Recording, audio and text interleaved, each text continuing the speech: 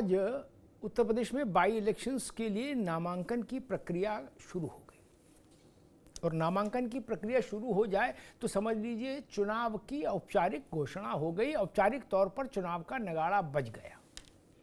पर्चा खरीदो, पर्चा भरो और मैदान में आ जाओ। लेकिन अभी केवल समाजवादी पार्टी है जिसने अपने उम्मीदवारों के नामों की घोषणा की है। सिर्फ एक शेष है कुदर की, अन्यथा सभी स्थानों पर सपा ने अपने उम्मीदवार सार्वजनिक कर दिए। कांग्रेस को 2 सीट दी है अखिलेश यादव ने। कांग्रेस को उन 2 सीटों पर अपना उम्मीदवार अभी घोषित करना है। खैर अलीगढ़ की खैर और गाजियाबाद की गाजियाबाद शहर सदर, इन 2 जगहों पर कांग्रेस को अपने उम्मीदवार तय करने हैं और भारतीय जनता पार्टी को अभी अपने सारे उम्मीदवारों के नाम की घोषणा करनी है। भाजपा के पत्ते अभी तक नहीं खुले। हालांकि पार्टी के अध्यक्ष भूपेंद्र चौधरी कह रहे हैं कि हमने अपना राज्य के स्तर का जितना काम था सब कर दिया, करके केंद्रीय नेतृत्व के पास भेज दिया है। अब केंद्रीय नेतृत्व को उस पर मुहर लगानी है और लिस्ट जारी हो जाएगी। एक सीट अभी तक जो तय है वो ये है कि एक सीट भारतीय जनता पार्टी अपने सहयोगी राष्ट्रीय लोकदल को दे रहा है, मीरापुर वाली, और 2 सीट मांग रहे हैं संजय निषाद पार्टी के मुखिया। संकेत है कि भाजपा अगर बहुत देगी तो 1 सीट देगी कटेरी। अब उसमें भी अभी यह तय होना है सिंबल किसका रहेगा, उम्मीदवार किसका रहेगा। लेकिन अभी भाजपा के पत्ते खुलने बाकी हैं। अब मसला खड़ा होता है कि कांग्रेस 5 सीट चाह रही थी, उसको 2 में संतोष करना पड़ रहा है और अखिलेश जी ने महाराष्ट्र पर दबाव बढ़ा दिया है। अबू आजमी तो दबाव बनाए हुए थे, वहां जो सपा के अध्यक्ष हैं महाराष्ट्र के, अखिलेश जी खुद जा रहे हैं महाराष्ट्र 2 रैलियां करने। तो उन्होंने भी अपने तेवर साफ कर दिए कि भाई हमको यहां महाविकास अघाड़ी अपने गठबंधन में सम्मानजनक ढंग से शामिल करे।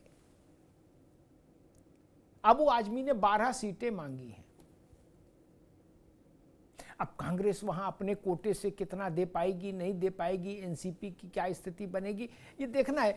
और क्या ये स्थिति वैसी तो नहीं कहीं बन जाएगी जैसी मध्य प्रदेश में बनी थी सपा और कांग्रेस के बीच में, जहां समाजवादी पार्टी को 1 भी सीट देने से कांग्रेस ने इनकार कर दिया था और कमलनाथ का वो वक्तव्य बहुत चर्चित हुआ था कि कौन अखिलेश वखिलेश हम नहीं जानते। जैसे हरियाणा में कांग्रेस ने समाजवादी पार्टी को 1 भी सीट नहीं दी। तो इन 2 राज्यों से सबक लेकर अखिलेश यादव ने इस बार आरंभ से ही अपना तेवर कड़ा रखा है महाराष्ट्र के संदर्भ में। उत्तर प्रदेश में यारी तभी चलेगी, भागीदारी तभी चलेगी जब जहां आप मजबूत हैं वहां आप सपा को साथ में रखेंगे तब। कुल मिला के प्रैक्टिकल नोट ये है इस वक्त समाजवादी पार्टी का। अब क्या होगा, कैसे होगा, ये देखना होगा। भारतीय जनता पार्टी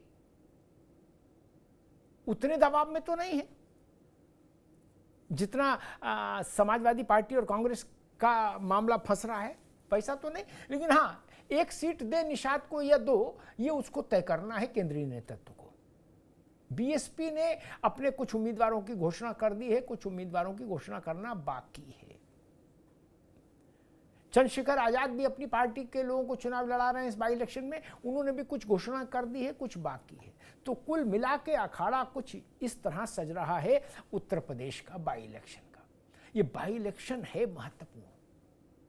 ऐसा बहुत कम होता है कि जिससे न सरकार की सेहत पर कोई फर्क नहीं पड़ना संख्या के आधार पर विधानसभा के भीतर, लेकिन सपा और भाजपा दोनों के लिए नाक का सवाल है ये बाई इलेक्शन। 9 सीट है। व्यक्तियों के स्तर पर देखें तो अखिलेश यादव और योगी आदित्यनाथ, इन दोनों के लिए प्रतिष्ठा का सवाल है ये चुनाव। अब दोनों में से दोनों के लिए ये बात लागू है कि जो बाई इलेक्शन जीतेगा उसी का टेम्पो हाई रहेगा, दूसरे का टेम्पो हाई नहीं रह सकता। तो टेम्पो किसका हाई रहेगा, लड़ाई इसकी है इस बाई इलेक्शन से। हमारे साथियों ने एक रिपोर्ट तैयार की है, पहले उस रिपोर्ट को देख लीजिए, फिर मेहमानों से परिचय कराएं और फिर बहस में चलते हैं।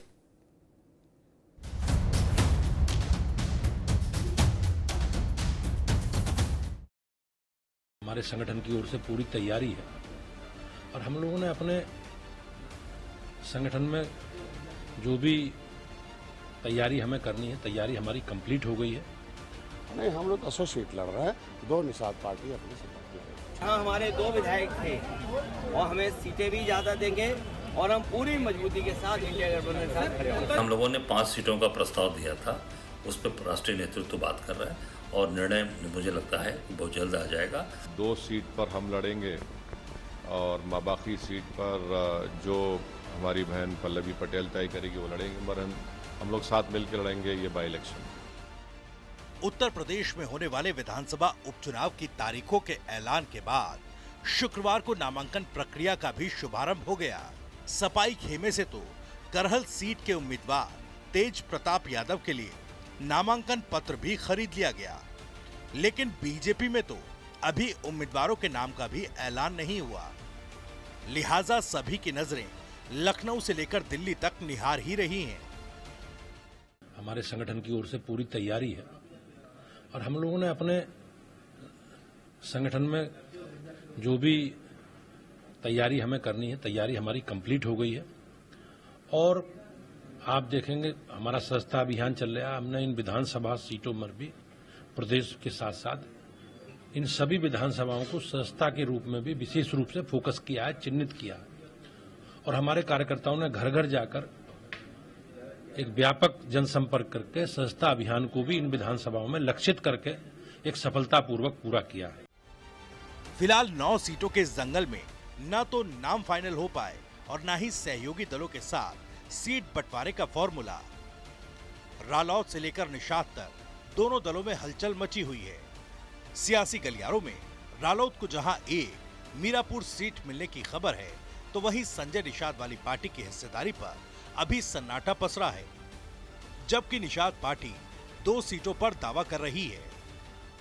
निश्चित रूप से पहले भी परंपरा रही भारतीय जनता पार्टी गठबंधन दलों को सम्मान देती है और जिनका सीट होता है उनको लड़ाती है। ये तो लड़ रहे हैं 2 सीट का, टेहरी और मझवा। नहीं, हम लोग 100 सीट लड़ रहे हैं, 2 निषाद पार्टी अपने संगठन लड़ेगी। एनडीए के साथ साथ बात करें इंडिया गठबंधन की, तो 9 सीटों के बिसात पर समाजवादी पार्टी 7 सीटों पर चुनाव लड़ेगी। समाजवादी पार्टी ने तो अपने उम्मीदवारों का भी ऐलान कर दिया। वहीं समाजवादी पार्टी ने अपनी साथी कांग्रेस के लिए खैर और गाजियाबाद की सीट छोड़ी है। अब सपा कह रही है कि अब महाराष्ट्र में गठबंधन धर्म निभाए कांग्रेस। दरअसल सपा महाराष्ट्र में करीब 12 सीटों पर दावेदारी कर रही है और इसी दावेदारी में महाराष्ट्र के दौरे पर पहुंचे हैं अखिलेश यादव। हमारी कोशिश होगी कि इंडिया गठबंधन के साथ लड़ें, सीटें मांगी हैं और हमें उम्मीद है कि जहां हमारे 2 विधायक थे और हमें सीटें भी ज़्यादा देंगे और हम पूरी मजबूती के साथ इंडिया गठबंधन के साथ खड़े होंगे। अब सपा ने भले ही कांग्रेस के लिए खैर और गाजियाबाद वाली 2 सीटों का ऐलान किया, लेकिन कुंदरकी सीट पर भी कांग्रेस के 3 नेताओं ने नामांकन खरीदे हैं। वहीं सपा के इस बंटवारे पर कांग्रेस में बगावत दिख रही है, क्योंकि कांग्रेस यूपी में 5 सीटों की डिमांड कर रही थी। कांग्रेस मिलकर लड़ेगी इंडिया गठबंधन में और डंके की चोट पर 10 की 10 अभी 9 अनाउंस किया, 9 की 9 जीतेंगे और इनको हराएंगे, भाजपा को बुरी तरीके से हराएंगे। अब देखिए, हम लोगों ने 5 सीटों का प्रस्ताव दिया था, उस पर राष्ट्रीय नेतृत्व बात कर रहा है और निर्णय मुझे लगता है कि बहुत जल्द आ जाएगा। 5 का प्रस्ताव दिया था, निर्णय राष्ट्रीय नेतृत्व का। बहरहाल अभी मिल्कीपुर को छोड़ दें तो यूपी में 13 नवंबर को होने वाले 9 सीटों के उपचुनाव का काउंटडाउन शुरू हो चुका है। इसमें सपा ने तो अपने उम्मीदवारों का ऐलान कर दिया, लेकिन बीजेपी अभी अपने पत्ते नहीं खोल रही। ऐसे में सवाल ये है कि नामांकन का भी हो चुका है शुभारंभ, आखिर बीजेपी का प्लान क्या है? सवाल ये भी कि क्या एनडीए और इंडिया दोनों में ही सीटों का कलेश अभी बाकी है? क्या सीटों पर टकराव अभी बाकी है? इस शिविर में भी, उस शिविर में भी, बड़ा सवाल है। मेहमानों से आपका परिचय करा दें। एसएन सिंह साहब हैं, भारतीय जनता पार्टी के प्रवक्ता। एसएन सिंह जी का स्वागत है। अशोक यादव जी हैं, समाजवादी पार्टी के प्रवक्ता। अशोक यादव जी का स्वागत है। डॉक्टर सुधा मिश्रा अभी हमारे साथ जुड़ेंगी, कांग्रेस की प्रवक्ता, उनका अग्रिम स्वागत है। और नावेद शिको, राजनीतिक विश्लेषक, हमारे साथ हैं। नावेद भाई का बहुत स्वागत। नावेद जी, आपसे बात शुरू करूंगा, फिर राजनीतिक लोगों के पास जाऊंगा। नगाड़ा बज गया, मैदान सज गया। समाजवादी पार्टी ने अपने सारे उम्मीदवारों का नाम घोषित कर दिया, कुंदरकी छोड़कर, वो भी मेरे ख्याल से कल तक हो जाएगा। 2 सीटें कांग्रेस को दी। भाजपा ने अभी पत्ते नहीं खोले हैं, सिर्फ इतनी सी खिड़की खोली है कि मीरापुर की सीट जयंत चौधरी की पार्टी को दे रहे हैं। संजय निषाद के साथ क्या एडजस्टमेंट होगा वो भी अभी स्पष्ट नहीं, और नामों की घोषणा से भी अभी अपने को परहेज बचाया है भारतीय जनता पार्टी ने। बसपा ने कुछ उम्मीदवारों के नामों की घोषणा कर दी है। ओवैसी साहब भी कह रहे हैं कि हम पल्लवी पटेल के साथ मिलकर 9 विधानसभा क्षेत्रों में कुछ ना कुछ हम भी करेंगे, 2 सीट पर लड़ेंगे। चंद्रशेखर भी कह रहे हैं हम भी लड़ेंगे, हमारी पार्टी भी लड़ेगी। क्या देख रहे हैं, कैसा परिदृश्य देख रहे हैं नावेशी को? सर, गठबंधन के साथी दोनों ही दलों को कहीं ना कहीं दबाव में ले रहे हैं। वो सुगबुगाहट, वो कड़वाहट थोड़ी बहुत नजर आने लगी है। लेकिन इंडिया गठबंधन के साथ उत्तर प्रदेश में ज्यादा दिक्कत इसलिए दिखाई दे रही है, कारण यह है कि कांग्रेस हरियाणा हार गई, उसका हैंगओवर नजर आने लगा है। अखिलेश यादव जी दबाव में कांग्रेस को ले रहे हैं। 5 सीटें मांगी कांग्रेस ने, 2 सीटें देने की बात हो रही है, और महाराष्ट्र में वो 12 सीटें मांग रहे हैं। ये तो एक तरीके से देखिए तो अन्याय है कि एक जगह आप 2 सीटें दे रहे हैं जहां आपका वर्चस्व है, जहां कांग्रेस का वर्चस्व है, जहां पर उनके कांग्रेस के गठबंधन का वर्चस्व है, वहां पर आप 12 सीटें मांग रहे हो। 12 सीटें मांगने का औचित्य क्या है? यहां आप 5 नहीं दे पा रहे हो, वहां 12 मांग रहे हो। जाहिर सी बात है कि इससे कड़वाहट का खतरा बना हुआ है इंडिया गठबंधन में। कि इस बात में कोई शक नहीं है कि इंडिया गठबंधन ने अगर भारतीय जनता पार्टी को थोड़ा बहुत नुकसान पहुंचाया था, उसमें क्रेडिट समाजवादी पार्टी को जाता है, अखिलेश यादव को जाता है। लेकिन अब मसला यह है कि हरियाणा क्योंकि कांग्रेस हार गई, इसलिए उसको बैकफुट पे लिया जा रहा है। और महाराष्ट्र जहां बहुत दिक्कत है, वहां बड़े बड़े दल हैं, उद्धव गुट की शिवसेना है, कांग्रेस है, बीजेपी है, शरद पवार हैं, इतने बड़े बड़े दल हैं, वहां पर आप 12 सीटें मांग रहे हैं। मुझे लगता है ये एक दबाव की राजनीति है। और जी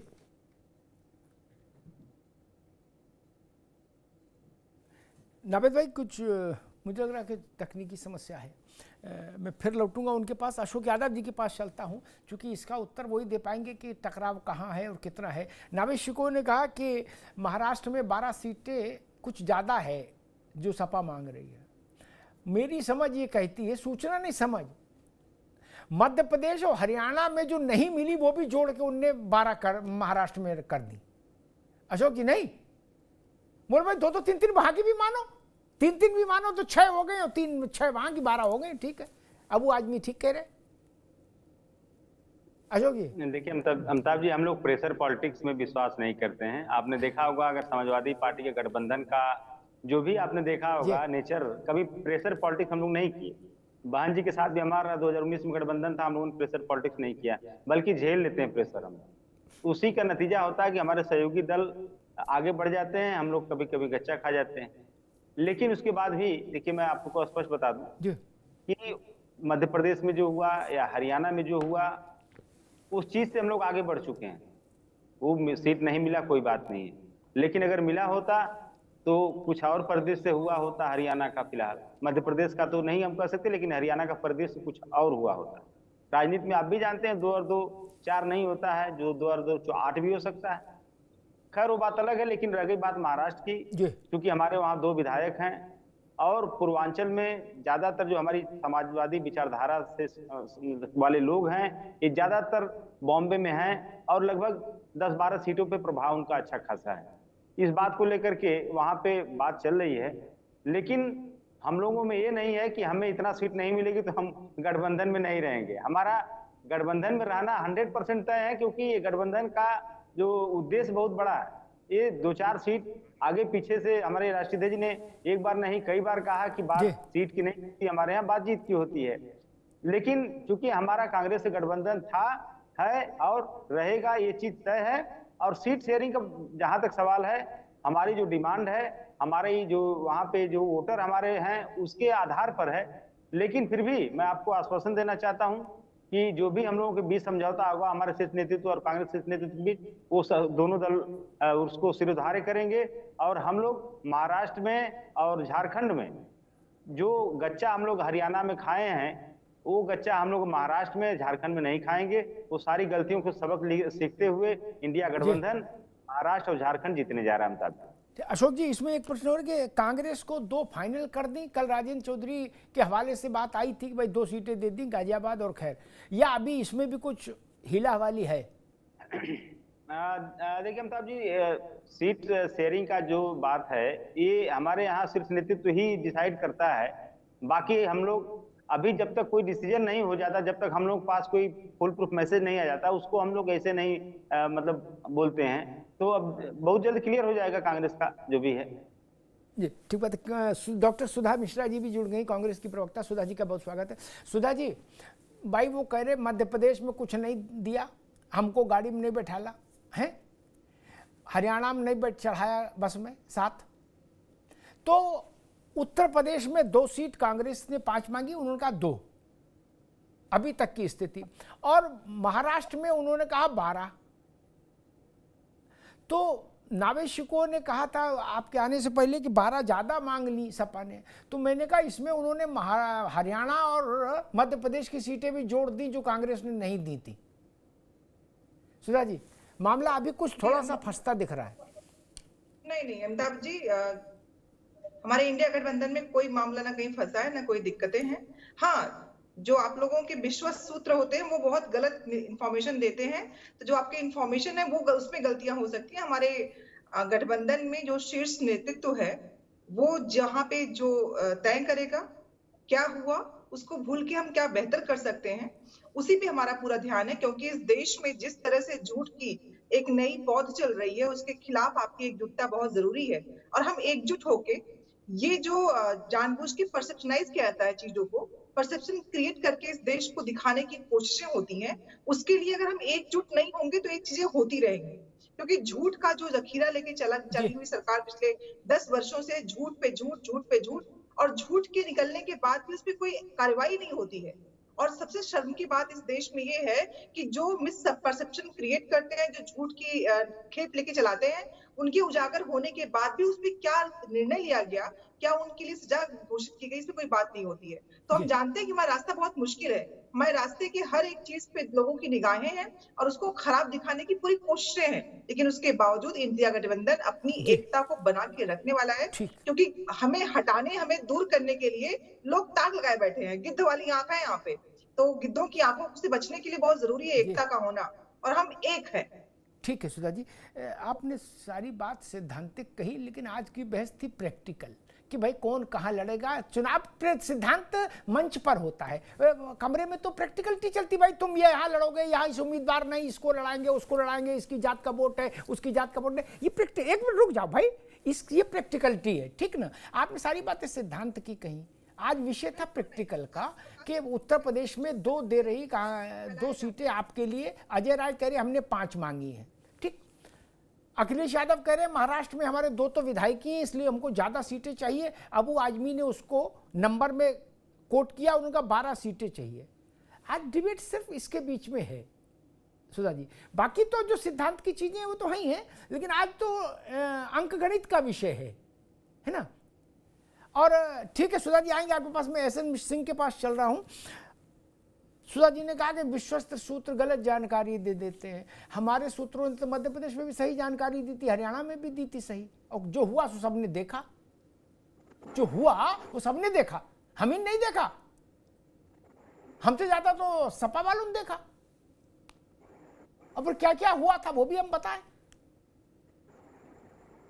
इसलिए जो चीजें होती हैं वो दिखती हैं, और जो दिखती हैं उनको आप वाइप आउट नहीं कर सकते कि नहीं कुछ नहीं, नथिंग नथिंग। और कुछ नहीं कैसे, तो हुड्डा का लड़का तो वहां ये कह रहा था कि अखिलेश का यहाँ क्या लेने देना हरियाणा में, तभी तो बवाल हुआ हरियाणा में।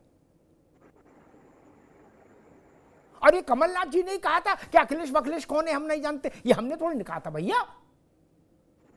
वो इंडिया गठबंधन में नहीं है कमलनाथ, और हुड्डा इंडिया गठबंधन में नहीं है, सब उसी में है। इसीलिए मैंने कहा आज गणित का मसला है तो गणित में हम लोग रहें। एहसन सिंह जी, समाजवादी पार्टी ने अपने उम्मीदवार घोषित कर दिए सारे, मिल्कीपुर भी घोषित कर दिया, जबकि वहां अभी चुनाव नहीं हो रहा, सिर्फ कुंदरकी बची है। ठीक, जितने में सपा को लड़ना है उसने सब घोषित कर दिए कुंदरकी छोड़ के। अब कांग्रेस की जिम्मा है कि वो अपने गाजियाबाद और खैर पर से उम्मीदवार को उतारे। आपने अभी तक एक भी पत्ता नहीं खोला, चेहरे नहीं सामने आया, नामांकन शुरू हो गया। भाई ऐसा तो है नहीं कि विधानसभा के उपचुनावों में कोई आप राष्ट्रीय नेता लाके लड़ाएंगे इसलिए अचानक से बोले घोषणा करेंगे, सस्पेंस क्रिएट करेंगे, नहीं। और दूसरा, एक मिनट और एक सवाल इसी में जोड़ दूं, दूसरा मसला आपके साथ है संजय निषाद का और आरएलडी का। जी अमिताभ जी, देखिए कोई मसला वसला नहीं है। आप देखे होंगे दो चीजें स्पष्ट हैं। एक तो जितनी राजनीतिक पार्टियां होती हैं सबका अपना उद्देश्य होता है, सबके अपने कार्यप्रणाली होती हैं, और सब किसी न किसी उद्देश्य के नाते कि किसी न किसी पार्टी से जुड़ते हैं।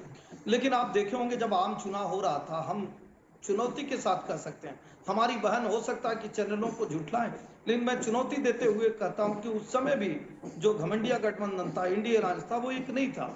आप देखे होंगे दिल्ली में एक था लेकिन वो पश्चिम बंगाल में एक नहीं था, दिल्ली में एक था लेकिन वो केरल में एक नहीं था, पंजाब में एक नहीं था। इस नाते कहीं एकता नहीं थी। और मध्य प्रदेश के और हरियाणा के चुनाव का आपने जिक्र किया।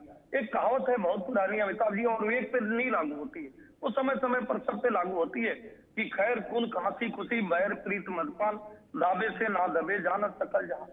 एक दिन का रिजल्ट आता है हरियाणा में, दूसरे दिन जो है दबाव बनाने की राजनीति के नाते आदरणीय समाजवादी पार्टी के राष्ट्रीय अध्यक्ष जी वो जले पे नमक छिड़क देते हैं और 10 सीटों में से 6 सीट डिक्लेयर कर देते हैं। अब तो 9 ही सीटें बची हैं और कहते हैं जो वो 5-5 का डिमांड था वो तमाम, ये लीजिए मेरा 6 हो गया, आपको लड़ना है तो लड़िए, नहीं तो मत लड़िए। इन्होंने कहा कुछ नहीं हो रहा है भाई, सब लोग जान रहे हैं। महाराष्ट्र में इनके ही सहयोगी संजय राउत जी का बयान देख लीजिए, इनके ही सहयोगी आदरणीय अखिलेश जी का बयान देख लीजिए। तो हमें लग रहा है कि सब लोगों का कांग्रेस के प्रति मोह इस नाते भंग हो गया कि आदरणीय अमिताभ जी, ये सारी पार्टियां जो है वो कांग्रेस के विपरीत विचारधारा से निकली हुई, और सबको ये भय लगता है कि कांग्रेस की अगर बढ़त हो जाएगी तो कहीं हमारा नुकसान ना हो। इस नाते दोस्ती भी है और दुश्मनी भी है, एक दूसरे से मोहब्बत भी है और वो 36 टुकड़े भी हैं, वो मोहब्बत हो नहीं पा रही। भारतीय जनता पार्टी का आपने पूछा, आप देखिए मैं आपके जिम्मेदार चैनल पर कहता हूँ, भारतीय जनता पार्टी के जितने सहयोगी हैं वो सब एक साथ मिलकर एनडीए चुनाव लड़ेगा और कोई खटपट नहीं, कोई विभेद नहीं। एक मिनट भाई, एक मिनट, ये भी सैद्धांतिक बात है जो सुधा जी कह रही थी, वो आप अपनी पार्टी के लिए करोगे, हमें एक है चट्टान है, हिमालय है, एवरेस्ट है, आदि आदि, ठीक है ना। मेरी रुचि इसमें, एक मिनट रुक जाओ भाई, इसमें आज नहीं है ना। मेरा स्पेसिफिक सवाल, संजय निषाद 2 सीट लड़ेंगे, 1 सीट लड़ेंगे, एक भी नहीं मिलेगी, ये बात हो तो बात बने, बाकी तो कहानी है। हम एक है, एवरेस्ट पर चढ़ेंगे, झंडा फहराएंगे, सभी कहते हैं।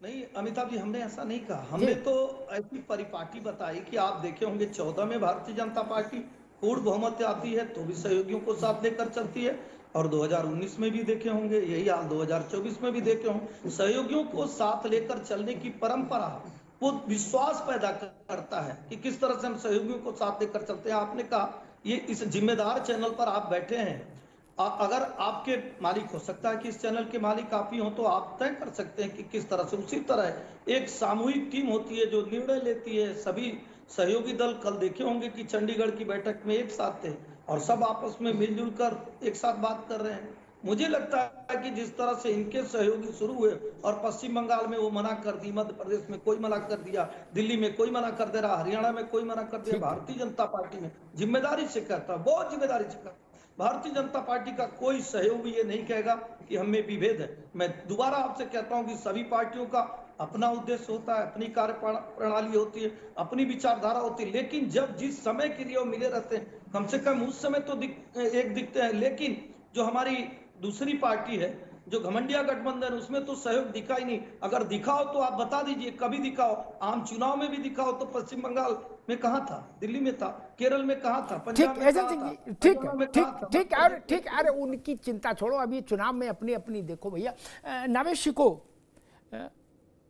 ज्यादा प्रेशर किधर लग रहा है? देखिए, जब आप अलायंस में हैं तो खींचतान तो रहेगी जब तक टिकट अनाउंस नहीं हो जाती है। टिकट अनाउंस हो जाने के बाद भी रूठा मटकी जारी रहे तो समझ लीजिए नुकसान तय। क्या? और टिकट अनाउंस होने के बाद मामला ठीक हो जाएगा, चलो ठीक है, जो मिल गया वही ठीक है, लड्डू ना मिला चूरा सही, बतासा सही, कुछ तो मिला प्रसाद में, ये भाव आ जाए तो समझ लीजिए मामला ठीक है। दोनों गठबंधन आपके सामने और दोनों में सीट शेयरिंग को लेकर टसल जो है वो भी आपको दिख रही है। जैसे बोले मुस्कुराते हुए संजय निषाद कहते थे कि नहीं, दो तो हम अपने पे लड़ेंगे क्या, तो वहां से वो बातें, और वही बात कांग्रेस की है। रावी जी, दिक्कत दोनों तरफ है।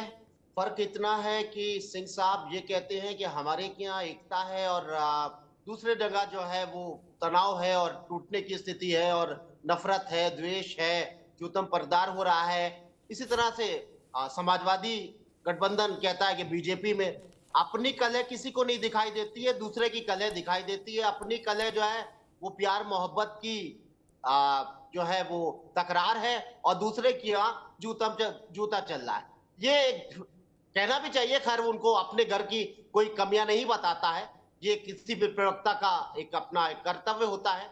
लेकिन सच्चाई यह है कि दोनों जगह तनाव है, टकराव है। बीजेपी के साथ में थोड़ी दिक्कत इसलिए कम है क्योंकि बीजेपी अपने पैरों पर कम से कम इतना खड़ी है कि अगर उसके सहयोगी उसके साथ कोई दगाबाजी करते हैं या उसका साथ नहीं देते हैं या वोट ट्रांसफर नहीं कराते हैं तो थोड़ा कम नुकसान होगा। लेकिन यहां पर कांग्रेस और समाजवादी पार्टी में अगर तकरार होती है तो बड़ा नुकसान होगा। कारण क्या है? ये बात सही है कि समाजवादी पार्टी बहुत बड़ी पार्टी है, बहुत बड़ा विपक्षी दल है और लोकसभा में तो उसने साबित भी किया है। कांग्रेस का बहुत बड़ा जनाधार उत्तर प्रदेश में नहीं है, लेकिन कांग्रेस की बैसाखी के सहारे समाजवादी पार्टी 4 कदम भी आगे इसलिए नहीं बढ़ सकती है क्योंकि मुस्लिम वोट बैंक आधार है समाजवादी पार्टी का और मुसलमान कांग्रेस से भी प्यार करता है। ये प्यार करने वाले अगर बढ़ जाएंगे ना तो बड़ा नुकसान हो जाएगा समाजवादी पार्टी का, इसलिए यहां पर ज्यादा नुकसान हो सकता है। उसका कारण यह है कि समाजवादी पार्टी अपने को बड़ा दिखाती है और बड़ी है भी। कांग्रेस का मसला यह कि वो राष्ट्रीय परिवेश में है। अब अखिलेश यादव जी फंसाए हुए हैं यहां पर क्योंकि हरियाणा में हार गई है, बैकफुट पे कांग्रेस को उत्तर प्रदेश में लाना है। यहां पर वो 2 सीटें दे रहे हैं, 5 मांगी गई। उत्तर प्रदेश का जो नेतृत्व है उसको कह रहे हैं इसको तो हम कुछ समझते ही नहीं है। आज मैंने देखा कई समाजवादी प्रवक्ता जो हैं वो कांग्रेस कह रहे हैं कि यहाँ उत्तर प्रदेश में कांग्रेस अध्यक्ष की क्या हैसियत भाई। उत्तर प्रदेश के नेतृत्व का कोई भी बयान हम हल्के में लेते हैं। हमें तो राहुल से बात करनी है, हमें तो सोनिया से बात करनी है, हमें तो खड़गे से बात करनी है। कौन है अजय राय? इस तरह की बातें आने लगी हैं समाजवादी प्रवक्ताओं की, यानी कहीं ना कहीं खटपट है। और ये बात महाराष्ट्र की जहां तक चल रही है, एक बात सोचना चाहिए है समाजवादी पार्टी को भी। महाराष्ट्र में आप बता रहे हो 92 में हम सभासद जीत गए थे, हम 5-7 विधायक जीत गए थे। आप 25 साल पुरानी कहानी सुना के इतना बड़ा गठबंधन जो वहां पर इंडिया गठबंधन का है उसमें आप 12 सीटें मांग रहे हो, जहां पर उदय गुट की शिवसेना को भी सीटें मिलनी है, कांग्रेस को भी मिलनी है, शरद पवार को भी मिलनी है। इतने उसमें आप नावेद जी में कांग्रेस का माना बहुत बड़ा अस्तित्व नहीं है, लेकिन वो बड़ी बैसाखी है आपकी। और दूसरी बात ये कि कांग्रेस का दशकों तक यहाँ साम्राज्य रहा है। उत्तर प्रदेश में कांग्रेस की जड़ें रही हैं, भले ही वो फसल उजड़ गई हो, लेकिन यहाँ सोनिया जी सांसद रही हैं, यहाँ राहुल जी सांसद हैं, यहाँ नेहरू जी की जमीन रही है। यहाँ पर आप कह रहे हो कि महाराष्ट्र में हम 12 सीटें लेंगे और यहाँ पर तो हम 2 से ज्यादा देंगे नहीं। नावेद को एक मिनट रोकेंगे, एक मिनट नावेद भाई, एक मिनट रोकेंगे। एक इलाज की विधि है एक्यूप्रेशर, एक्यूपंक्चर दोनों है ना। कुछ खास बिंदुओं पर दबाव डालिए तो सब शरीर का मामला ठीक रहता है ना नावेद को। राजनीति में भी एक्यूप्रेशर का बड़ा महत्व है बाबू। क्या ये शरीर से भी तेज असर करती है सियासत में एक्यूप्रेशर। अखिलेश जी ने महाराष्ट्र में 2 रैलियां चुनी है, 2 दौरे चुने हैं। क्या दोनों सघन मुस्लिम आबादी वाले इलाके। क्या इसको बोलते हैं एक्यूप्रेशर। बोले यहां दबाओगे तो किडनी ठीक होगी, यहां दबाओगे तो लिवर नहीं। न्यावेशी को जी बिल्कुल, दबाव बहुत जबरदस्त है कांग्रेस के ऊपर। अब अंतिम निर्णय कांग्रेस लेगी। कांग्रेस क्या 2 सीटों पर उत्तर प्रदेश में मानती है क्या नहीं मानती है, ये देखना होगा। अगर कांग्रेस मान जाती है तब तो सब ठीक ठाक निकल जाएगा उपचुनाव। लेकिन अगर कांग्रेस के हाई नेतृत्व की तरफ से कोई सीटों को 2+ में इस तरह का कोई उनका दबाव आता है तो मुझे लगता है कि बात बिगड़ सकती है। और सबसे बड़ी बात है, जब ये चुनाव लड़ा जाएगा, उपचुनाव जब ये होगा 9 सीटों पर, तो समाजवादी पार्टी का जो सहारा बनेगी, कांग्रेस बनेगी, तो उत्तर प्रदेश का नेतृत्व ही तो होगा, अजय राय ही तो होंगे, यहाँ का संगठन ही तो होगा। वहां पर ठीक है नावेद बाबू, ठीक है। मुझे लगता है मैं ठीक है नावेद भाई, मैं सुधा जी के पास चलूंगा, डॉक्टर सुधा मिश्रा पर। लेकिन एक बात मुझे लगती है कि ये मेरी समझ है, उत्तर प्रदेश में बाई इलेक्शन बेसिकली यहां दल भले ही 24 हों, 24 मतलब एक उसमें व्यंग्य प्रकार कितने भी हों, लेकिन मेरी समझ कहते हैं ये चुनाव मूलतः 2 चेहरों के बीच प्रतिष्ठा की लड़ाई है, अखिलेश यादव, योगी आदित्यनाथ। ठीक, ये ना तो संजय निषाद की प्रतिष्ठा है, ना ओम प्रकाश राजभर की है, ना अजय राय की है, ना कांग्रेस की है, ना जनता दल की है, ना लोक दल की है। क्या जयंत चौधरी पर रेफरेंडम थोड़ी ना है चुनाव, खड़गे जी पर भी रेफरेंडम नहीं उत्तर प्रदेश चुनाव। तय ये होगा कि लोकसभा में जो टेम्पो बनाया था अखिलेश यादव ने वो कायम है कि नहीं, और उधर तय ये होगा कि योगी आदित्यनाथ ने लोकसभा वाला गणित पलटा कि नहीं पलटा। तो भैया दांव पर यही 2 लगे हैं नावेद बाबू, इसलिए इनको अधिकार ज्यादा है फैसला लेने का बाकी के मुकाबले। खैर सुधा जी, मैंने बताया कि एक्यूप्रेशर होता है कि कहाँ दबाव तो कौन सा अंग पे बीमारी दूर होगी, तो वैसे ही समाजवादी पार्टी ने सबसे पहला एक्यूप्रेशर किया कि भाई महाराष्ट्र में 2 सघन मुस्लिम आबादी वाले इलाकों में अखिलेश जी जाएंगे और रैली करेंगे, और उसके साथ अबू आजमी की मांग ये उसके साथ है, महत्वपूर्ण है कि भाई 12 सीटें हमको चाहिए। जी अमिताभ जी, आप जिस एक्यूप्रेशर की बात कर रहे हैं उसमें मरीज डॉक्टर से खुद बताता है, देन डॉक्टर इलाज देता है। लेकिन आप जो परसेप्शनाइज चीजें बता रहे हैं वो आपके अकॉर्डिंगली है, इसमें डॉक्टर मरीज का कोई कंसीडर आपस में नहीं है। हाँ, ये आप कह सकते हैं, बाकी लोग कह सकते हैं, हिंदू मुस्लिम, क्योंकि इस देश में पिछले कई वर्षों से राजनीति को देखने का एक तराजू बस यही है कि हिंदू मुस्लिम करो और पार्टियों को उसके अकॉर्डिंगली बांधो। मैं पूछती हूँ कि कौन सी ऐसी पार्टी है जो कह सकती है कि मुझे यही इसी वर्ग के लोग वोट देते हैं। ये मात्र इस देश में लोगों को बांटने का जो तरीका है, क्योंकि कोई भी राजनीतिक पार्टी किसी एक जात या धर्म के वोटों से सरकार नहीं बनाती है, न पहले न आज न कभी। उसके बावजूद जब ये वोटों को बांट के इस तरह हिंदू मुसलमान दिखाने की कोशिशें होती हैं तो इस देश को बांटने की कोशिशें हैं। और आज नहीं, बहराइच से लेके आज इधर 4-5 दिनों में जो बांटने की राजनीति चली है दिखाती है इस देश में कि किसी पार्टी को नीचे करना हो, गिराना हो, किसी व्यक्ति को उठाना हो, गिराना हो। बस सबसे बड़ा मसला है हिंदू मुस्लिम पकड़ो और लोगों की नसों को दबाना शुरू कर दो। ये एक्यूप्रेशर नहीं है, ये जानबूझ के देश के इस माहौल को बिगाड़ना होता है। और मैं जानती हूँ चाहे वो सपा हो चाहे कांग्रेस हो, गठबंधन में हम इस देश को जोड़ने की बात करें तो ज्यादा बेहतर है। यहाँ पे एक्यूप्रेशर करके उन्माद फैला के, चाहे महाराष्ट्र हो चाहे यूपी हो चाहे कर्नाटका या कहीं भी हो, ये करके हम राजनीति को बेहतर कर ही नहीं सकते हैं। और जब तक प्रश्न नहीं हो, प्रश्न उठना बंद नहीं होंगे, क्योंकि जो प्रश्नों का प्रारूप होता है ना,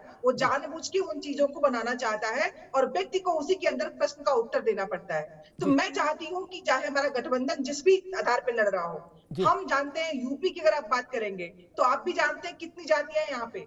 कोई भी राजनीतिक पार्टी 20% को पाने के चुनाव नहीं लड़ेगी, वो 80 से लेके 100 तक को लेकर अपना चुनाव लड़ती है। लेकिन जानबूझ के इस देश में ये परसेप्शन बनाया जाता है कि ये इनकी पार्टी है, इनकी पार्टी। क्या अमिताभ जी कोई किसी के पास पैरामीटर है कि कोई कह दे कि भाजपा को वोट कौन दे रहा है, कांग्रेस को कौन दे रहा है, सपा को कौन दे रहा है? आप अंदाजा लगा सकते हैं, लेकिन व्यक्तियों को, धर्मों को, धर्म के लोगों को इस तरह से कि मुसलमान है तो सपा जाएगी, मुस्लिम है तो यहाँ जाएंगे, ये कहना ही इस देश में बंटवारा करना है। और मुझे इतराज इस बात से है कि मैं जानती हूँ मेरे पार्टी में सभी धर्मों के लोग, सभी जातियों के लोग ठीक है, बिल्कुल बिल्कुल ठीक है, बिल्कुल ठीक है, मुस्लिम मत करिए, बिल्कुल ठीक है।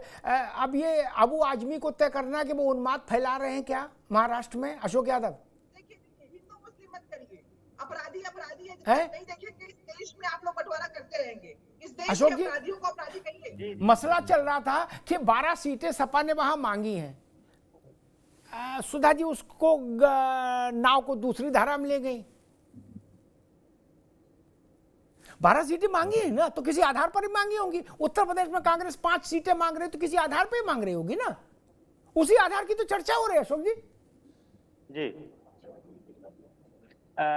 देखिए अमिताभ जी, सीटें मांगना और सीटों में समझौता होना ये आपसी बात है। और हमारे गठबंधन में, इंडिया गठबंधन में हम लोग आपस में बैठ के आपस में सीट शेयरिंग का फार्मूला सुलझा लेंगे, इसमें कोई दिक्कत नहीं है। बात आप कर रहे थे एक्यूप्रेशर की।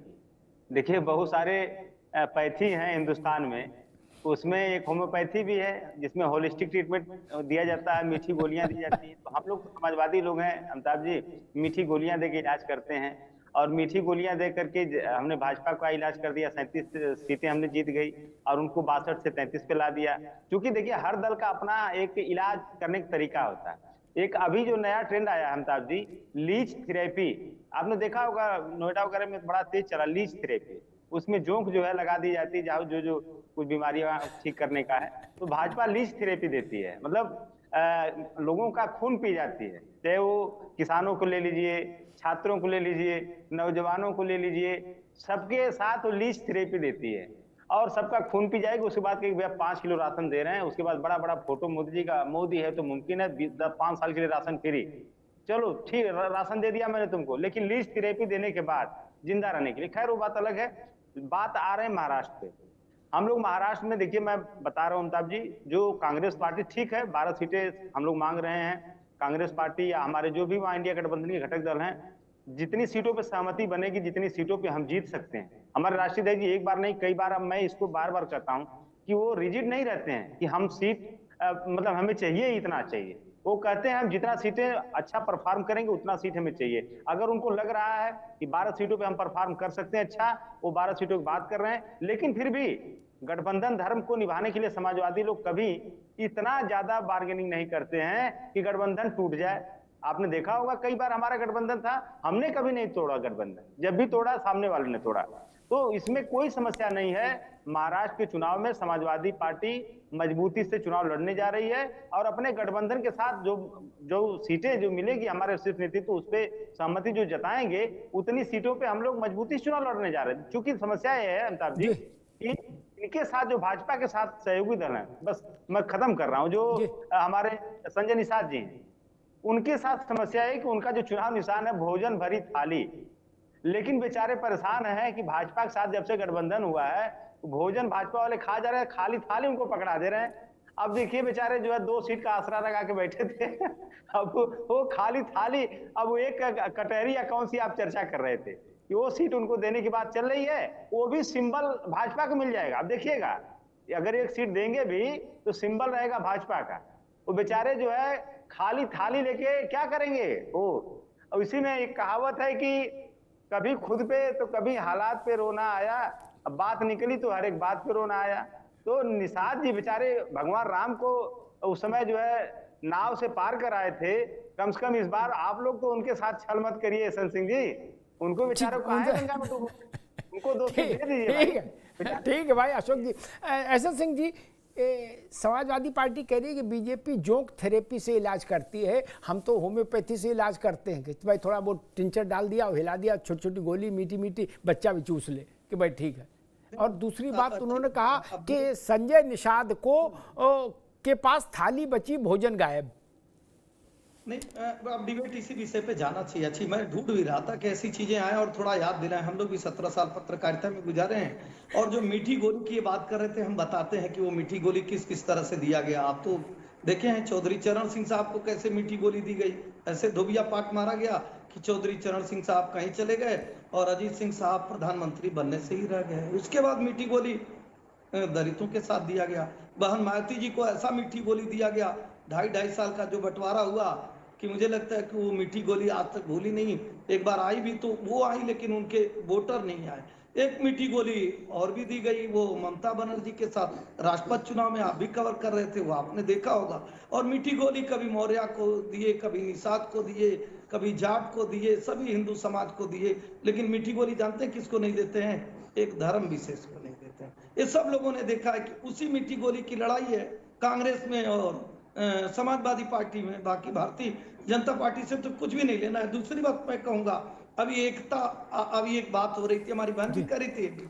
इस चीज को आप कई बार बताते हैं कि देश में दो ही बल चलता है, एक एकता का बल चलता है। जब एकता का बल आ जाता है तो भारतीय जनता पार्टी जीत जाती है, और छल का बल जब आ जाता है तो हमें लगता है कि उस समय जवाहरलाल नेहरू भी जीत गए, जो आप बताते हैं। उस समय तो पटेल जी हार गए थे। एकता बल नहीं था, संख्या नहीं था, छल का बल था। तो छल के बल से ये लोग कभी कभी जीत जाते हैं, एकता बल में नहीं जीतते। अब हम चर्चा कर रहे थे बड़े हंसी मजाक का, हमें तो समाजवादी पार्टी की चर्चा नहीं करनी चाहिए, क्योंकि हम तो चुनाव में लगेंगे। हम समाजवादी पार्टी और हम दोनों लोग जनता पार्टी से निकली हुई पार्टी हैं। समाजवादी पार्टी की हैसियत देख लीजिए, उत्तर प्रदेश से बाहर नहीं गई, और भारतीय जनता पार्टी आज देश में 5वीं 6वीं बार राष्ट्रीय स्तर पर सरकार बना रही है।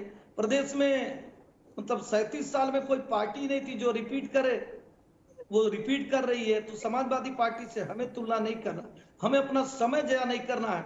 हमें अपने सहयोगियों के साथ चुनाव में जाना है और हमें बताना है कि भैया समाजवादी पार्टी आप थोड़ा बाहर निकलिए, अपने आवरण से बाहर निकलिए, अपनी जाति से बाहर निकलिए, अपने धर्म की विचारधारा से बाहर निकलिए, अपने सहयोगियों को भी सम्मान देने का कार्य करिए। निश्चित तौर पे अगर आप उत्तर प्रदेश में सम्मान देंगे तो महाराष्ट्र में भी सम्मान देंगे।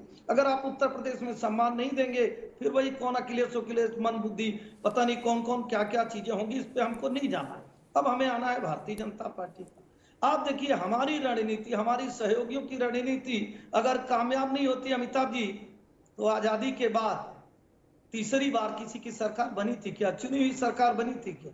भारतीय जनता पार्टी की सरकार सहयोगियों के साथ बनेगी, और आगे भी आपको बताता हूं सहयोगियों के साथ बहुत सुंदर और सफल सरकार बनाएंगे। हमारी बात कह रही थी झूठ, हमारे भाई साहब भी कह रहे थे झूठ, अच्छी बात है।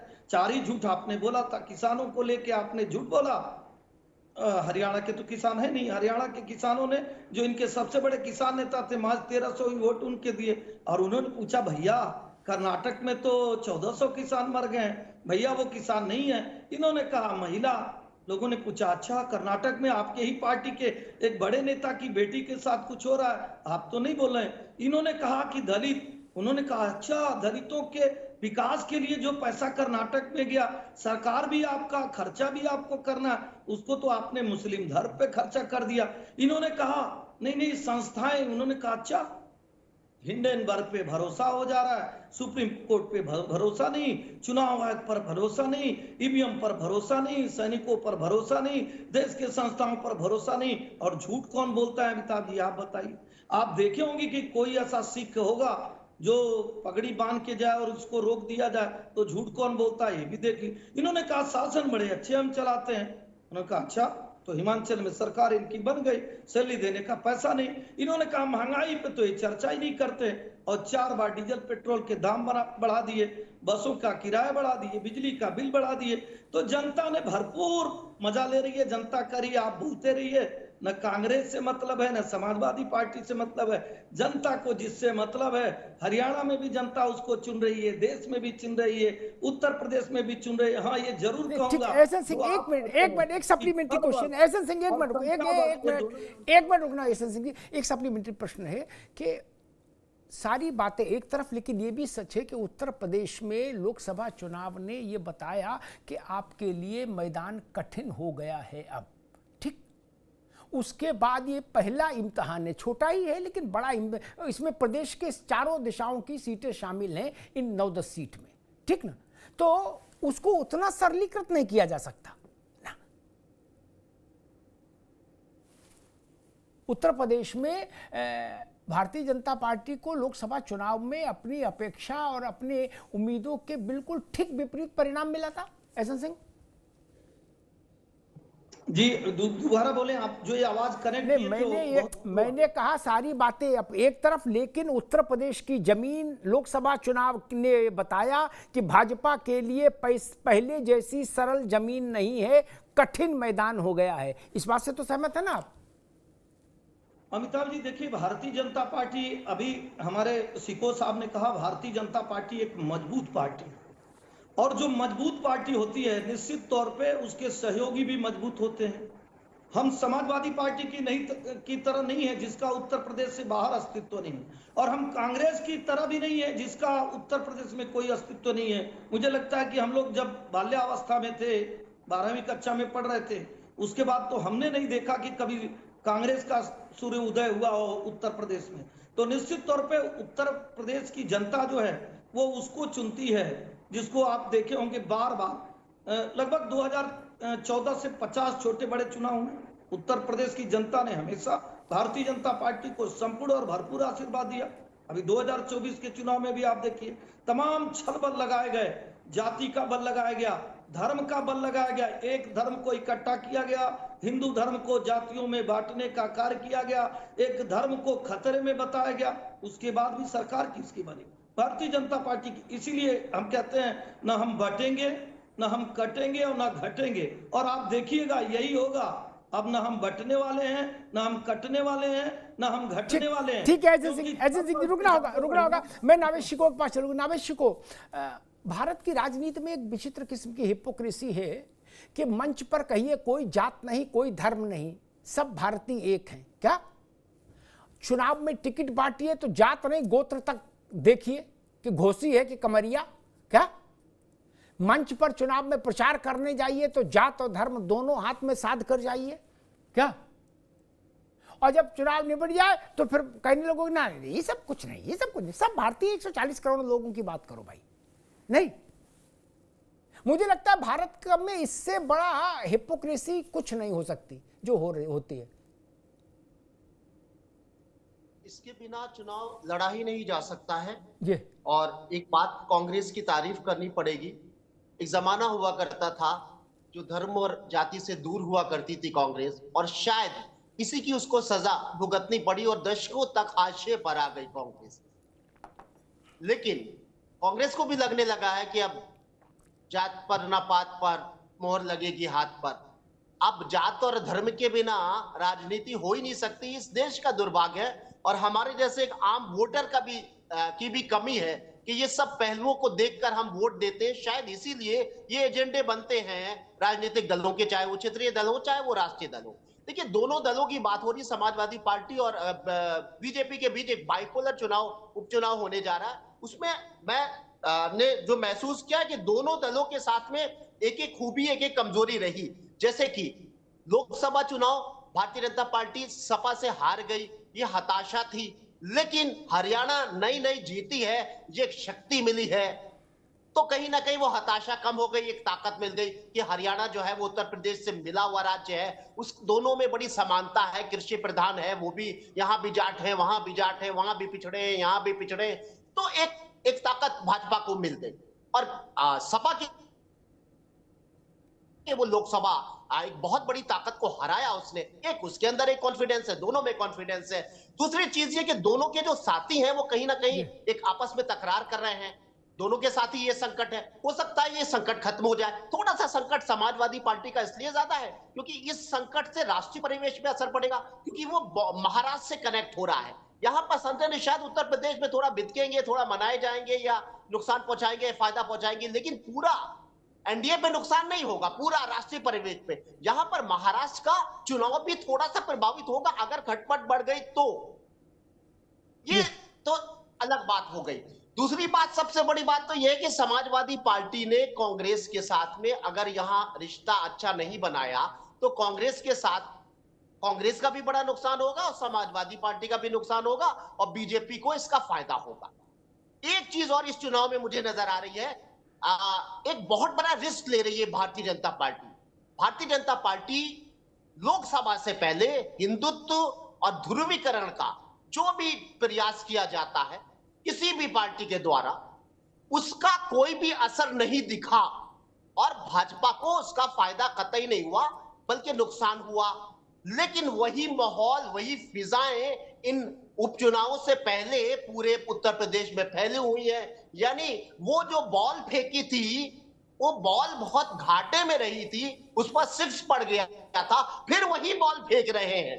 एक ये भाजपा के लिए खतरनाक बात है। दूसरी समाजवादी पार्टी के लिए ये खतरनाक बात है कि कहीं ना कहीं उनके साथ में कांग्रेस के रिश्ते वो जो हुआ करते थे वो अब नजर नहीं आ रहे हैं, और उत्तर प्रदेश का कांग्रेस का जो कैडर है उसका समाजवादियों के साथ में कोई ट्यूनिंग कतई भी नजर नहीं आ रही है। ठीक है नावेद भाई, समय कम है। सुधा जी, बात है कि एक समानता का जो वोट है इंडिया गठबंधन का, वो बिखर रहा है, कभी ओवैसी के तौर पर, कभी पल्लवी के तौर पर, कभी चंद्रशेखर के तौर पर। तो ये दोनों तरफ कहीं घाटा कहीं फायदा, कहीं घाटा, दोनों का पल्ला भारी लग रहा है, दोनों का। ठीक बात। सुधा जी, नावेद शिको कह रहे हैं कि समाजवादी पार्टी और कांग्रेस का जो कार्यकर्ता है वो ग्राउंड पर, उसके बीच में ट्यूनिंग नहीं बन पा रही उत्तर प्रदेश में।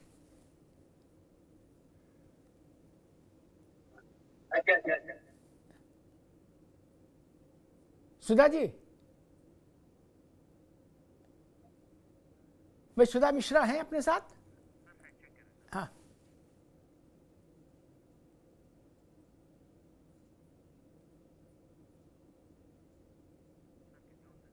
अशोक जी यही सवाल आपसे, जो नावेद शिको का एक ऑब्जर्वेशन है कि समाजवादी पार्टी और कांग्रेस के लीडर्स के बीच में कोरिलेशन हो सकता है, लेकिन जो वर्कर है जमीन पर उसके बीच में ट्यूनिंग नहीं हो पा रही। अशोक जी, ऐसा महसूस कर रहे हैं? पर्सनल परसेप्शन हो, लेकिन अगर अमिताभ जी ट्यूनिंग नहीं रहती अगर ग्राउंड लेवल पे, तो 42 सीट ऐसे जीत जाता हमारा गठबंधन यहाँ पे उत्तर प्रदेश में।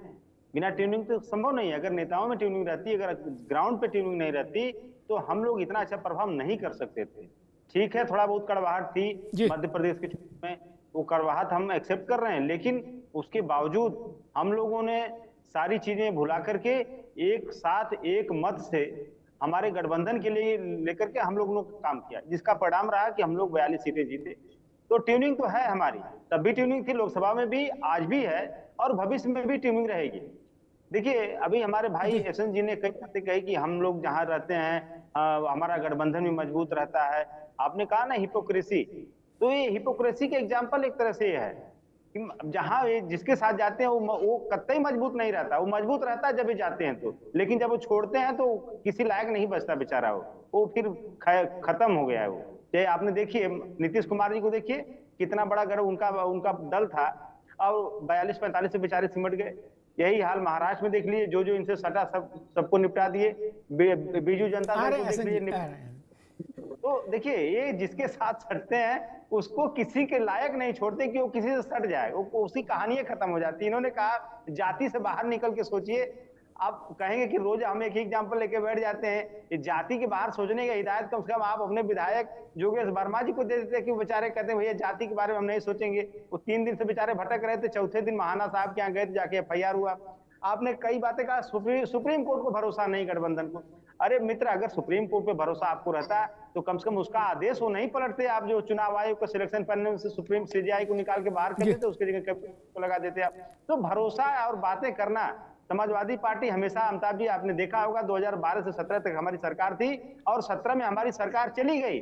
और उसका जाने का जो कारण, आप लोग चूंकि बड़े पत्रकार हैं, हम लोगों ने जातिवाद को और अपराध को, हर चीज को अपने आप से दूर रखा। हमारा नारा था काम बोलता है। हमने डायल 100 दिया, हमने एम्बुलेंस दिया, हमने लैपटॉप दिया, हमने अच्छी सड़कें दिया, हमने सब कुछ दिया। लेकिन चूंकि जनता का टेस्ट क्या अमिताभ जी, जो आप कहें ना प्रैक्टिकल, जनता का टेस्ट क्या है, जनता के टेस्ट के हिसाब से अगर आप नहीं चलोगे तो आप बढ़िया सोचो। ठीक अशोक भाई, मुझे लगता है समाजवादी पार्टी ने अब जनता के टेस्ट को भी समझ लिया होगा और उसके हिसाब से चलने का मानस भी बना लिया होगा पूरा, है ना अशोक जी? अब तक तो समझ ही गए टेस्ट क्या है, बीती ताय विसार दे। सुधा जी, एक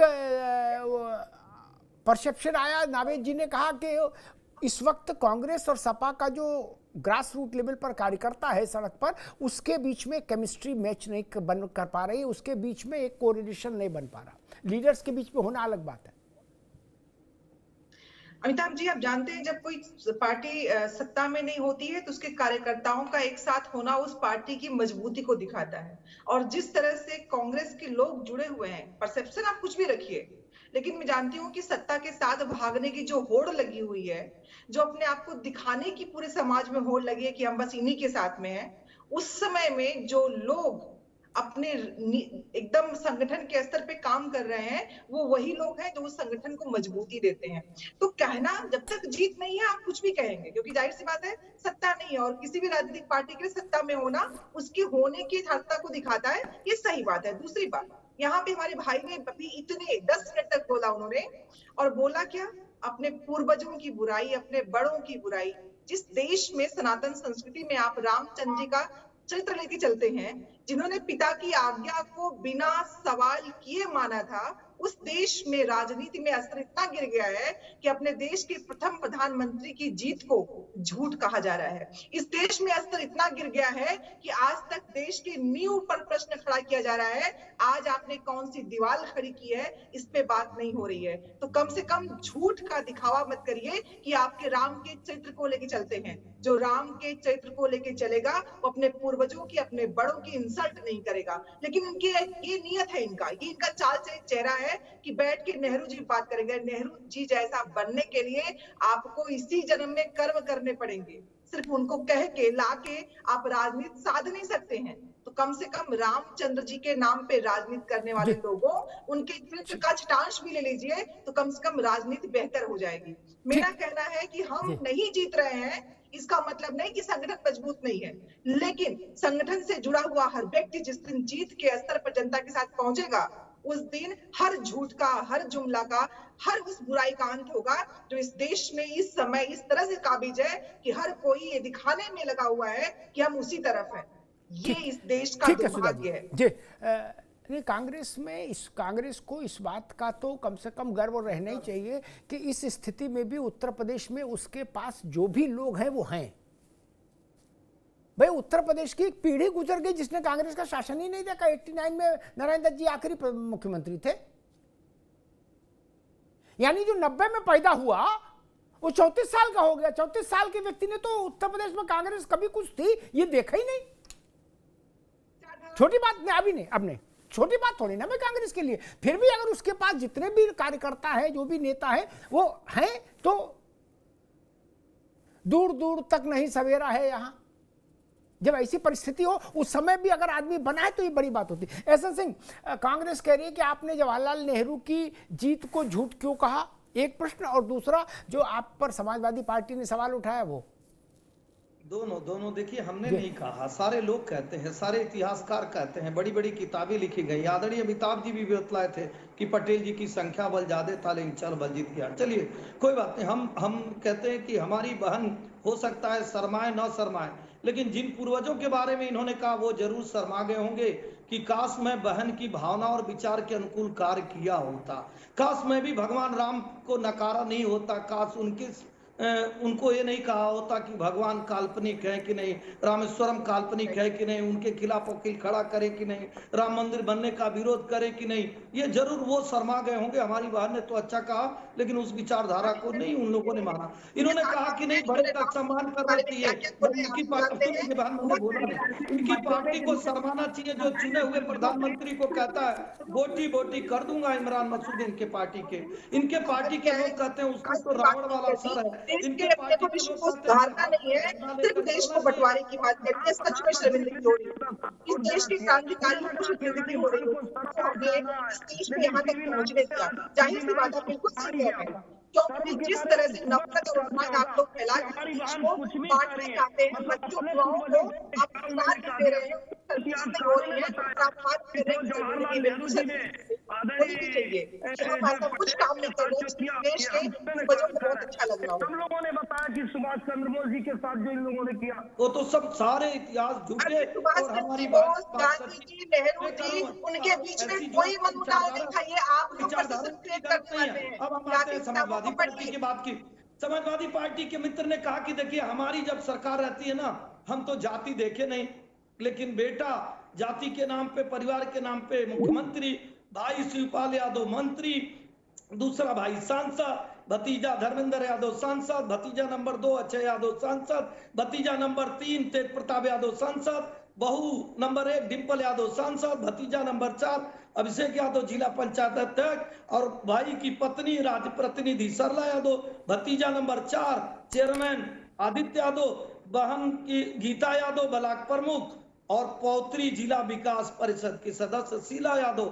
लेकिन ये तो परिवार है नहीं भाई, 28 लोग हुए हैं, 28 लोग को परिवार थोड़े न कहते हैं, 28 लोग को जाति थोड़े न कहते हैं। 4 ही बार मुख्यमंत्री बने और चारों बार पहले अपना पेट भरेंगे तब तो दूसरे का भरेंगे, तब तो हम पीडीए वीडीए देखेंगे, तब तो हम अल्पसंख्यक देखेंगे, तब तो दलित देखेंगे।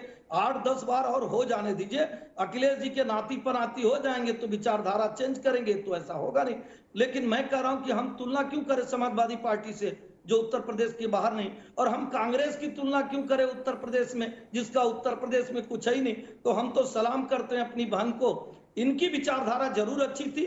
अगर इनके पूर्वजों की विचारधारा नहीं अच्छी रही, जो साधुओं को बुलाकर गोली से भुनवाते हैं, जो देश के संसाधनों पे का अधिकार बताते हैं, जो हिंदुओं को आतंकवादी कहते हैं, जो देश में इमरजेंसी लगवाते हैं, जो भारत के कानून को ही बदलने का कार्य करते हैं धर्म के आधार पे, एक धर्म की नसबंदी, एक धर्म की खुलेबंदी, एक धर्म की धार्मिक यात्रा पे छूट, एक धर्म की शिक्षा पे छूट, एक धर्म के मंदिर मस्जिदों पर छूट, ये जो कुछ भी किया आज देश में वो सब कुछ इन्हीं का मैं प्रणाम करता हूं कि आपके पूर्वज अच्छा कार्य किए। ठीक है एहसन सिंह जी, अभी समय कम है, अभी रुकना होगा। अशोक जी कुछ कहना चाह रहे हैं? अशोक जी 30 सेकंड।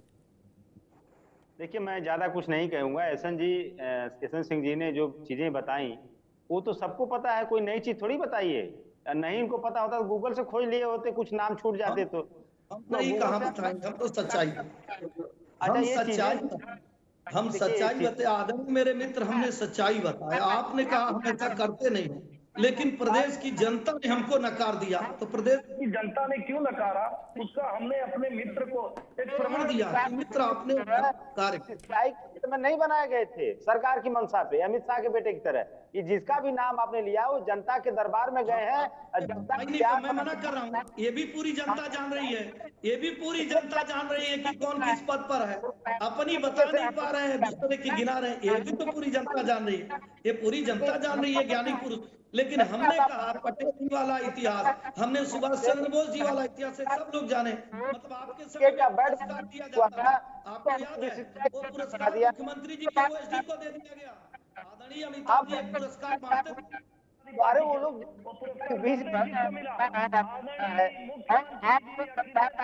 करते हैं। आप भाजपा में परिवारवाद इतना चरम पे है, आप क्यों नहीं करते? कभी समाजवादी पार्टी का हो तो अखिलेश यादव जी जात का काम करते हैं, समाजवादी कभी जो है अनुराग ठाकुर का नाम ले लिया करिए।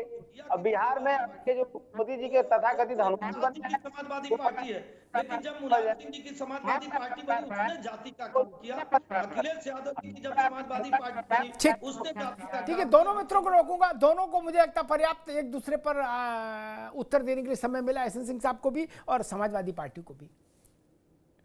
मुझे लगता है ये चुनाव सिर्फ इस बात के लिए हो रहा है, जो मेरी छोटी समझ रही है क्या अनुसार, क्या समाजवादी, नावेद भाई, क्या समाजवादी पार्टी लोकसभा चुनाव में जो उसने मोमेंटम गेन किया उसके पेस को बनाए रख पाएगी कि नहीं? एक तो इसका फैसला हो जाएगा। दूसरा, लोकसभा में जो भाजपा ने खोया, भाजपा ने उसको दोबारा पा लिया कि नहीं, इसका फैसला हो जाएगा। बाकी सब चीजें बहुत नॉमिनल है, बहुत छोटी है। कौन कहां से लड़ेगा, कौन नहीं लड़ेगा, वो छोटी चीजें हैं। उम्मीदवार का असर होगा, लेकिन मूल रूप से दो ही निष्कर्ष निकलेंगे, कम से कम हमारे जैसे लोगों के लिए दो ही निष्कर्ष होंगे कि अखिलेश यादव का टेम्पो बना है अभी तक या नहीं। और एक बात जान लीजिए, अगर नहीं बना है तो 2024 के लोकसभा चुनाव को वन टाइम जादू कहा जाएगा, है ना, कि एक बार तुक्का लग गया। वो तुक्का नहीं है अशोक जी, इसके लिए सपा को इस बाय इलेक्शन में वैसी ही जीत दोहरानी होगी ताकि ये एस्टेब्लिश हो जाए कि हमारे साथ तुक्का नहीं हुआ, हम मजबूत हो गए। और वैसा वर्षा भाजपा के पास भी वही स्थिति है। सारी किस्सा कहानी बेकार, निषाद क्या कर रहे हैं, जयंत क्या कर रहे हैं, फर्क नहीं पड़ रहा। मूल बात है कि भारतीय जनता पार्टी के पास जो कमजोरी थी लोकसभा चुनाव में, उसने उस कमजोरी से अपने को परे कर लिया या नहीं। नावेद बाबू गलत तो नहीं कह रहा। और 27 की लड़ाई का पाठ्यक्रम, सिलेबस यहीं से तय होगा। 2 चेहरे, 2 गठबंधन, योगी आदित्यनाथ, अखिलेश यादव, बाकी सब सह कलाकार हैं, चाहे कांग्रेस हो, चाहे बहनजी हो, चाहे आजाद हो, चाहे कोई हो, निषाद हो, राजभर हो, जयंत हो, कोई हो। 2 ही चेहरों के बीच में लड़ाई है ये कुल मिला के, जो मुझे समझ में आ रहा। इसलिए मैंने कहा था शुरुआत में कि ये सामान्य बाई इलेक्शन नहीं है। 27 के लिए किसका टेम्पो हाई रहेगा और किसका मनोबल लो रहेगा, यही तय होना है यहां। इसलिए ये चीज बड़ी है। ये 27 का प्रीलिम है, मेन 27 है, लेकिन टेम्पो यहां से तय हो जाएगा। पहले नारा लगता था फलां का टेम्पो हाई है, तो किसका टेम्पो हाई है ये उत्तर प्रदेश की जनता तय कर देगी। इसमें ठेठ पश्चिम भी है, पूरब भी है, मध्य भी है, दक्षिण भी है। उत्तर प्रदेश की चारों दिशाओं से वोट होगा, सीटें हैं, इसलिए ये चीज बड़ी है। कई बार बाई इलेक्शन सामान्य होते हैं और कई बार बाई इलेक्शन बहुत विचित्र होते हैं। ये विचित्र वाला बड़े महत्व वाला बाई इलेक्शन है। ऐसा ही एक बाई इलेक्शन इस देश ने देखा था नावेद बाबू, जब हेमवती नंदन बहुगुणा चुनाव लड़ने गए। बाई इलेक्शन, इंदिरा जी प्रधानमंत्री थी, आधा दर्जन मुख्यमंत्रियों को ड्यूटी लगा दी वहां, क्या बहुगुणा को हराने के लिए। बहुगुणा जीत गए तो नारा लगा था हिमालय का चंदन हेमवती नंदन। सामान्यतः बाई इलेक्शन को लोग, बहनजी लड़ती ही नहीं थी बाई इलेक्शन, वो कहती थी बाई इलेक्शन में काहे को दिमाग लगाएं, उससे कुछ हासिल तो होता नहीं। लेकिन इस बार बहनजी भी लड़ रही हैं। और एक चीज अगर मैं नहीं कहूंगा तो मुझे लगेगा बहस इनकम्प्लीट है। मुझे ये भी देखना है, और जो लोग पॉलिटिक्स को समझने की इच्छा रखते हैं उनको ये देखना होगा कि क्या बहनजी जिस बुरी स्थिति में लोकसभा में चली गई, वो स्थिति और आगे कंटिन्यू कर रही है या कुछ प्लेटलेट्स आगे बढ़े हैं, कुछ इम्यूनिटी वापस आई है बीएसपी की, ये भी देखना होगा।